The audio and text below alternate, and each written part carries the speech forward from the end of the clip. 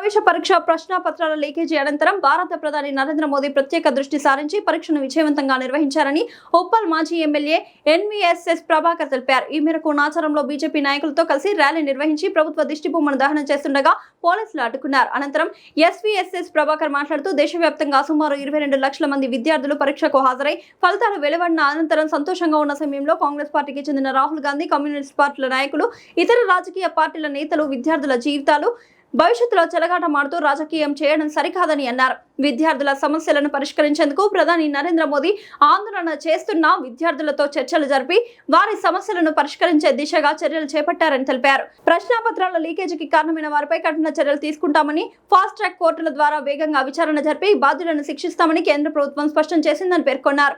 అయితే విద్యార్థుల భవిష్యత్తును దృష్టిలో పెట్టుకోకుండా కాంగ్రెస్ పార్టీ, ఇతర ప్రతిపక్షాలు ఈ అంశాన్ని రాజకీయంగా ఉపయోగించుకోవడం దురదృష్టకరమని అన్నారు. గతంలో అధికారంలో ఉన్న కాంగ్రెస్ పార్టీ హయాంలో జరిగిన విద్యారంగ సమస్యలను ప్రజలు మర్చిపోలేదని, ఇప్పుడు విద్యార్థుల సమస్యలపై మొసలి కన్నీరు కార్చడం సరికాదని విమర్శించారు. విద్యార్థుల భవిష్యత్తు, దేశ భవిష్యత్తుతో ముడిపడి ఉన్న అంశాలను రాజకీయాలకు అతీతంగా చూడాలని, పరీక్షల్లో అక్రమాలను పాల్పడిన వారిపై కఠిన చర్యలు తీసుకోవాలని డిమాండ్ చేశారు.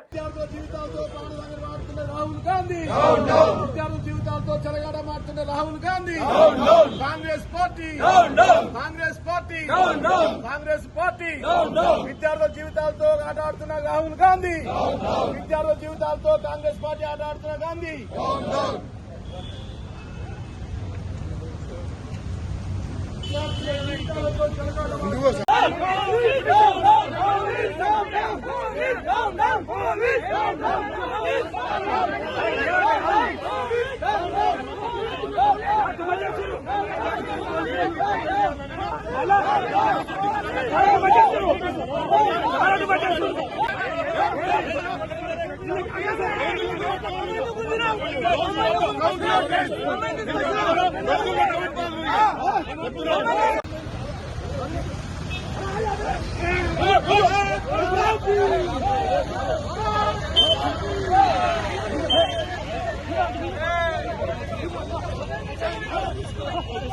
Down, down, down, down.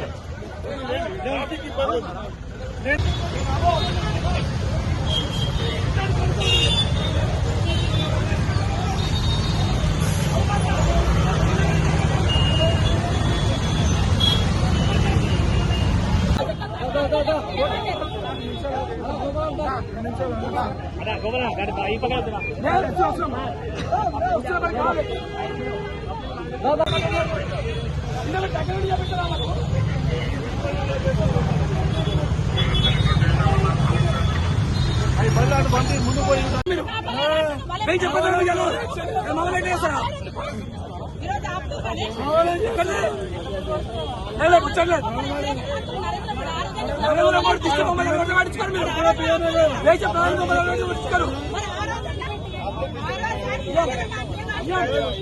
లక్ష్యంగా భారత ప్రధాని నరేంద్ర మోడీ గారు నీటు ప్రవేశ పరీక్ష పత్రాలు లీక్ అయిన తర్వాత ప్రత్యేకమైనటువంటి దృష్టి సారించి మళ్లీ పరీక్షని విజయవంతంగా నిర్వహించి భారతదేశంలో ఉన్నటువంటి 22 లక్షల విద్యార్థులు ఆ యొక్క పరీక్షల్లో పాల్గొని ఫలితాలు వచ్చి ఆ రకంగా వాళ్ళంతా కూడా సంతోషంతో సంబరాలు చేసుకుంటున్నటువంటి ఒక తరుణంలో ఈ కాంగ్రెస్ పార్టీకి సంబంధించినటువంటి రాహుల్ గాంధీ, కమ్యూనిస్టు పార్టీలకు సంబంధించినటువంటి నాయకులు, ఇతర రాజకీయాల పార్టీలకు సంబంధించినటువంటి వ్యక్తులు విద్యార్థుల యొక్క జీవితాలతో, వాళ్ళ యొక్క భవిష్యత్తుతో చెలగాటమాడుతూ రాజకీయం చేయడాన్ని భారతీయ జనతా పార్టీ చాలా తీవ్రంగా తప్పుపడతా ఉన్నది. ఒకవైపున భారత ప్రధాని నరేంద్ర మోడీ గారు ఆందోళన చేస్తున్నటువంటి విద్యార్థులతో చర్చలు జరిపి ఆ యొక్క దీక్షను విరమింపజేసి మరి ఎవరైతే ప్రశ్న పత్రాల యొక్క లీకుకి కారకులో కఠినంగా శిక్షిస్తామని, ఫాస్ట్ కోర్టులను ఏర్పాటు చేస్తామని ప్రకటించి ఆ రకంగా ముందుకు పోతున్న తరుణంలో ముఖం చెల్లని కాంగ్రెస్ అంతకుముందు ప్రధానమంత్రిగా మన్మోహన్ కాలంలో, పివి నరసింహారావు కాలంలో, రాజీవ్ గాంధీ యొక్క కాలంలో అనేక సందర్భాల్లో ప్రశ్న పత్రాలను లీక్ అయినప్పటికీ కూడా కనీసం చర్య తీసుకోనటువంటి ఈ కాంగ్రెస్ పార్టీకి సంబంధించినటువంటి నేతలు ఇప్పుడు రాజకీయాలు చేస్తా ఉంటే సహించలేదని హెచ్చరించడం కొరకు ఈరోజు ఇక్కడ ఆ యొక్క రాహుల్ గాంధీ యొక్క వైఖరికి నిరసనగా భారతీయ జనతా పార్టీ ధర్నా చేస్తా ఉందని చెప్పని నేను ఈ సందర్భంగా తెలియజేసుకుంటూ ముమ్మాటికి విద్యార్థి శక్తి జాతీయ శక్తిగా గుర్తించినటువంటి ప్రభుత్వం నరేంద్ర మోడీ గారి ప్రభుత్వం.